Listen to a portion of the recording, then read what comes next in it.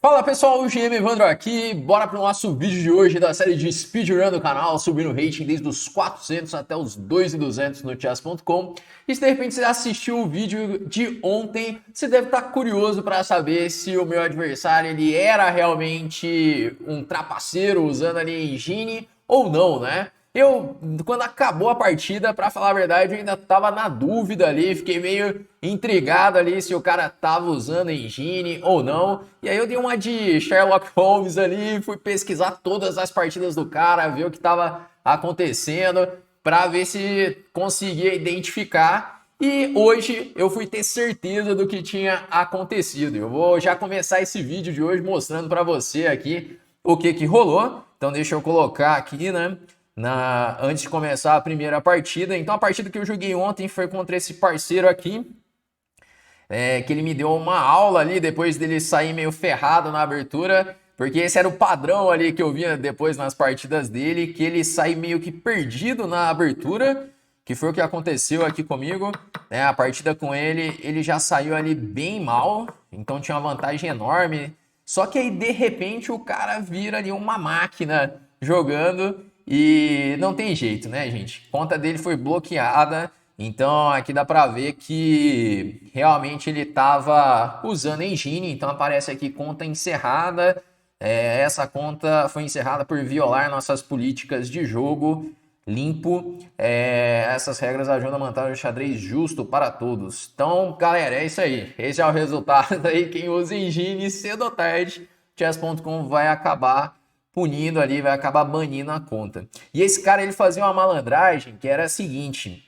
O cara, ele perdia algumas partidas, você pode ver aqui nas partidas dele, ele entregava algumas, você vê, ele perdeu em 8 lances, 11 lances, 4 lances, então assim, ele ganhava várias, aí ele jogava alguma, fazia alguns lances, perdia as partidas, rapidinho ele mesmo abandonava, e nas que ele jogava, era esse o padrão, né? Ele saía ferrado na abertura, jogava igual bem iniciante, entregando tudo, de repente virava uma máquina, né? Então fica ligado aí também que depois dos 2000, principalmente aqui no chess.com, começa a aparecer muita gente usando o computador. Vamos lá então começar a nossa primeira partida, episódio de hoje, depois de revelar aí o mistério se o cara estava usando engine ou não. Bora para nossa primeira partida de hoje, enfrentando aí uma siciliana. Joguei aí a variante Rossolimo com bispo B5, vou tomar aqui em C6 e vamos torcer para o nosso adversário não tá usando engine, né? Senão vai ser puxado. Mas por enquanto, vamos lá. Abertura tudo normal. Eu joguei aqui essa ideia do cavalo G5, que pode parecer um pouco estranho mexer a peça de novo, mas a ideia é jogar um dama H5 rápido. Só que aqui eu troquei a ordem já, porque na verdade isso aqui é roque, cavalo G6, então cavalo G5.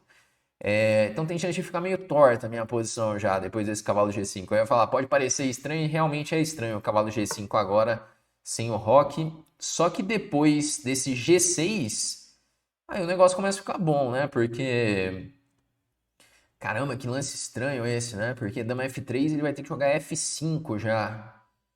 E tem a impressão que vai ficar ruim essa posição para ele, hein? Dama F3 ameacei mate, ameacei dama por F7 já. E ele vai ter que jogar F5 forçado, né? Porque qualquer outro lance tá levando mate em F7. E aí se eu tomar em F5, não pode tomar de cavalo que leva G4. Se tomar de G, isso aqui parece que já azedou muito para ele. Porque agora roque mesmo, porque ele vai ficar bem atrasado no desenvolvimento. Eu tenho até um bispo D2 para bispo C3, que pode ser interessante. Eu vou jogar rocando mesmo, roque para torre 1 rápido.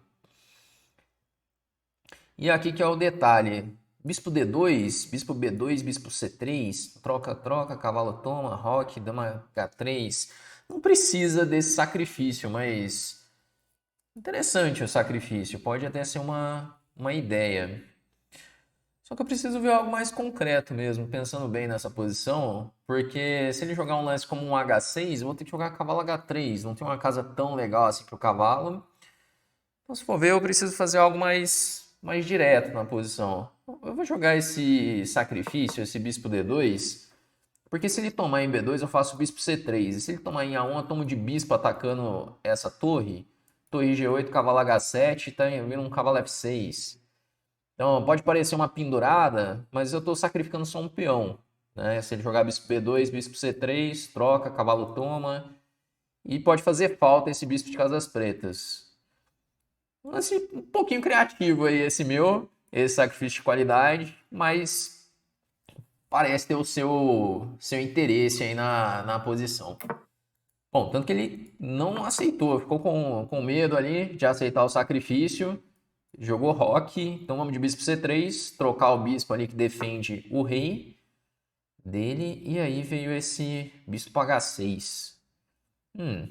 Interessante bispo H6, né? Porque ele ameaça cavalo D5. Vou voltar o bispo para D2, porque agora eu ameaço cavalo E6, pegando assim esse bispo. Ele vai ter que voltar para G7. E eu não vou repetir, eu não vou querer jogar bispo C3 para repetir. Daí eu jogo cavalo C3 e segue o jogo, né? Vamos jogar essa posição. Ele jogou cavalo E6, mas esse não parece uma boa ideia, porque agora eu tenho o cavalo E6, que eu ataco a dama de D8, a torre de F8, tá caindo o bispo em H6. Ele vai ser obrigado a tomar de peão em E6, e aí depois de bispo H6 eu tenho uma vantagem posicional muito grande, que ele tá com a estrutura de peões bem debilitada, e ainda as casas pretas, né? Faz falta aquele bispo de casas pretas. Vamos ver como que eu consigo explorar isso. C4 direto, ele vai ter um cavalo B4. Poderia fazer sentido, mas eu vou jogar um torre E1 primeiro para evitar um E5 dele. Vamos controlar aí as casas pretas, que de repente eu jogo um cavalo D2 para cavalo C4 e cavalo E5. E aí vamos controlando aqui essas casas.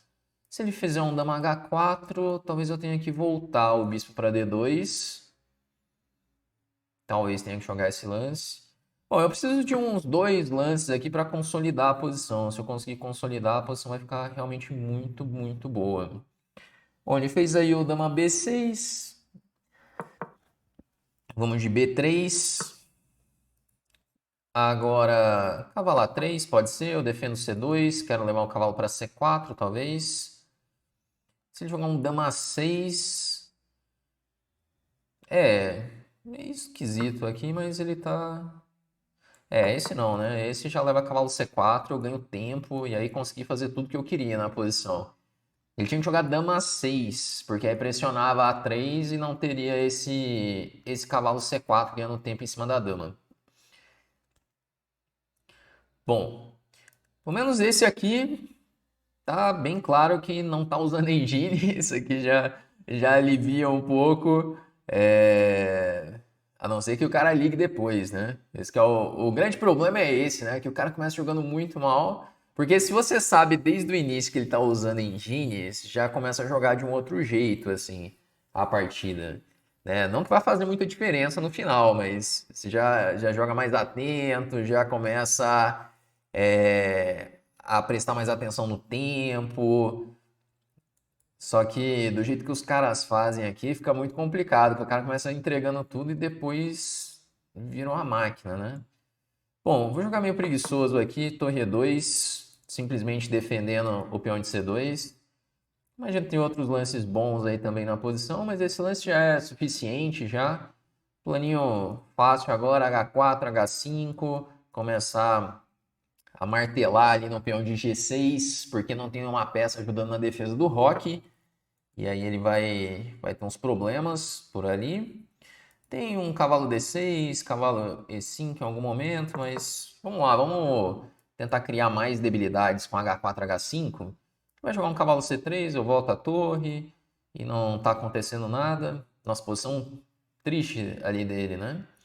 Que ele não consegue colocar o bispo para jogar nunca, as peças não jogam. E aí tá vindo H5, dama G3, a dama muito longe também. Ele ainda achou um cavalo F6 para tentar controlar H5, de repente tem um cavalo G4 na posição. E agora como nós podemos melhorar? Talvez... Bom, talvez ir lá tomar o peão de C5 mesmo. Essa pode ser uma ideia, voltar e tomar em C5. Eu tenho um cavalo E5 para tomar em C6, mas eu não estou querendo tomar esses peões, especialmente o de C6, porque ele coloca o bispo para jogar. Eu acho a posição dele tão complicada de jogar que é melhor eu, sabe, fazer um lance tipo assim, A4 com a ideia de torre 1, por exemplo. Eu acho mais forte já. Bispo F4, controlando E5. Porque chega um momento que a posição é meio desesperadora ali, a posição dele, né? Que, ó, olha só, ele não pode fazer nenhum lance de dama. Se voltar a dama para B7, tá levando um duplo já. Ele, bispo B7, bispo D7 parece que não muda muito a posição. Bispo B7 perde o peão, bispo D7 não dá para jogar. Eu tô simplesmente dobrando, jogando H5. Né? E quando eu definir, eu jogo um cavalo E5 para trocar esses cavalos e tentar dar mate nas casas pretas. Porque assim, posicionalmente, o cara tá morto já na posição. Então é aí que entra a parte de estratégia, né? Então se você vai conhecendo mais de estratégia, você vai tomando melhores decisões, olhando mais para a estrutura de peões, quais peças trocar também. Onde jogou aí um bispo D7, eu vou simplesmente dobrar as torres, pressionando aí as debilidades que ele tem na posição. Cavalo E5 e cavalo D7 pode ser uma ideia. Quando eu chegar com cavalo E5, ele vai ser obrigado a trocar. E olha só como que... Assim, eu sempre falo que tem que calcular e tal, mas tem partidas que você consegue ganhar sem cálculo, basicamente. Se o domínio estratégico é muito grande, né? Porque, olha, aqui cavalo E5, vai trocar os cavalos, vai cair o peão. Tipo, esse peão de C5 ele tá morto já. É mais ou menos forçado, assim. Trocou os cavalos, ele não tem peça suficiente para defender C5. Bom, parou para pensar agora. Jogou aí bispo, jogou torre D8. Eu acredito que eu vou jogar o cavalo E5 mesmo. Dá até uma dó de jogar o cavalo E5, né? Porque a dama dele tá tão dominada. Mas se eu jogar H5 agora, eu acho que ele vai tomar e torre G7, aí pode ser que ainda consiga algo. Eu vou jogar um cavalo E5, porque ele é obrigado a trocar. Eu vou tomar de torre em E5 quando ele trocar. Ameaço o peão de C5. Ele vai tentar ir num dama 5 ou dama B6 para defender esse peão. Só que aí eu faço dama E3 ou bispo E3, dependendo do lance que ele fizer. Contra isso eu faço dama E3 e aí caiu o peão de C5. Foi econômico esse, né? Que eu acho que tinha outros lances melhores até, mas esse é bem econômico, ganha o peão, vou colocar o bispo ali em E5. Ó, um plano, por exemplo, pode ser eu tomar em C5, jogar bispo E5, puxar o bispo para B2, colocar a dama em E5 e dar mate aí pelas casas pretas. Aqui a gente vê a falta do bispo de casas pretas. Quando esse bispo ele desaparece, fica muito difícil jogar a posição, se ele tem ali uma posição com fianqueto, né? E olha só, ele vai deixar eu fazer tudo isso ainda com ganho de tempo. Porque eu joguei torre C5, ele jogou na B2, eu ganho tempo. Caramba, eu vou fazer tudo com ganho de tempo, olha só. Torre A1, ganho tempo. Aí dá uma B4 único, bispo C3, ganho tempo. Caramba, foi engraçado essa. E agora ameacei dama E5, ele leva dama E5, tá levando os teminhas de mate. Ainda vai ter um rei F8, será que ainda aguenta essa posição? É dama H8, rei E7. Eu vou ter que... eu não vou conseguir dar mate ainda, tá quase... Mas vamos ter que ir atrás do peão de A7 primeiro. Porque agora eu ameaço cheque, rei E7, e aí ainda não tem bispo B4, mas é uma ideia que ele precisa ficar ligado, que se a dama sair, por exemplo, se eu jogar um F4, eu passo a ameaçar dama H8, rei E7 e bispo B4. E aí eu tô dando mate já. Essa pode ser uma ideia já, que se ele não fizer nada... Bom, ele jogou ali bispo C8. Vou jogar o F4, porque eu ameaço dama H8, rei E7, bispo B4, rei D7, torre por A7. E aí ele acaba quase levando mate na posição. Bom, ele jogou dama H6, Mas ele não defende, porque cheque, rei E7, cheque, rei D7, cheque, bispo B7, cheque, rei C8, torre B8. E aí acaba caindo D8. Olha só, cheque. Tem que jogar esse forçado para não cair a torre de D8. E aí eu faço torre por A7. Vai ser bispo B7 forçado, torre toma, rei C8. Aí torre D8, torre B8 cheque, rei toma, dama toma D8. E aí sobrou um bispo de vantagem. E ele ainda está tomando mate ali na posição. Aqui já caiu em D8 até. Vamos tomar aqui em D8. E aí já era. Tá levando mate já no próximo com dama D6. Bom, escapamos do Engine hoje. Não sei se vamos escapar por muito tempo aqui na nossa série. Agora que passamos aí a faixa dos 2000, temos aí 2023. Ganhando essa partida vai para 2031. Capaz de aparecer outros aí pela frente. Vamos acompanhando aí para ver como é que vai ser isso daí, né? E vamos lá para a nossa revisão dessa partida. E antes de começar aqui a revisão, se de repente você está querendo aprender mais sobre xadrez, se você acompanha aqui o canal e quer começar a treinar comigo e com um time de grandes mestres, eu vou deixar aqui na descrição o link para você entrar para a lista de espera da próxima turma de alunos da Chessflix, que é a nossa escola de xadrez. Lá você pode ter acesso às nossas trilhas de treinamento por rating, aulas ao vivo com grandes mestres toda semana, uma série de treinamentos com os métodos de treinamento dos principais jogadores do país, além de cursos sobre abertura, meio jogo e finais. Basicamente tudo que você precisa para evoluir no xadrez está aqui dentro da Chessflix. E entrando para a nossa lista de espera, você pode se tornar aluno com uma condição especial e receber uma série de bônus exclusivos, beleza? Bom, e vamos lá ver a nossa revisão aqui dessa partida. Vamos ver aqui o que rolou. Então ele deu aqui 84 de precisão para mim, 72 para ele. Foi aí uma Rossolimo, que eu mandei esse cavalo G5, que não tem nada a ver nesse momento, né? O correto é Roque, cavalo G6 e então cavalo G5. Mas eu fiz esse direto, ele interrogou também. Não joguei o melhor da F3, olha só. E ele acha que tá 0-0 essa posição. Rock não gosta também, caramba, joguei vários imprecisos aqui segundo o computador. E aí bispo D2 ele acha que interroga. Teria que jogar H6, não é o bispo toma B2 também. Que a ideia de sacrificar a qualidade ela é bem interessante no fim. Se o cara tomar bispo toma, eu imagino que eu tô melhor nessa posição. Ele dá uma vantagem decisiva já. Apesar de ter aí qualidade peão a menos, ele tem uns problemas sérios ali na ala do rei.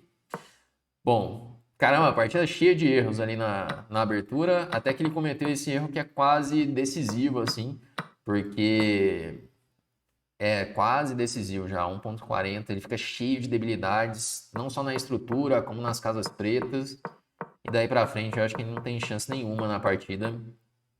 Olha só que engraçado essa posição, não caiu nada ainda na posição dele, e já tem 4,5 pontos de vantagem.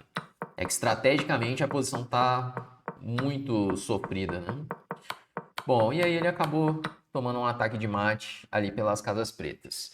Bom, mas é isso então, galera. Desvendado aí o mistério, se o cara tava usando engine ou não. E hoje tivemos uma partida mais tranquila por aqui, nessa Rossolimo. E com isso, nós vamos chegando ao final desse nosso vídeo de hoje. Se você gostou, deixa o seu like aqui no vídeo. Se você ainda não é inscrito no canal, aproveita para se inscrever. Todos os dias tem vídeos novos por aqui. Aí, vamos então encerrando e até a próxima.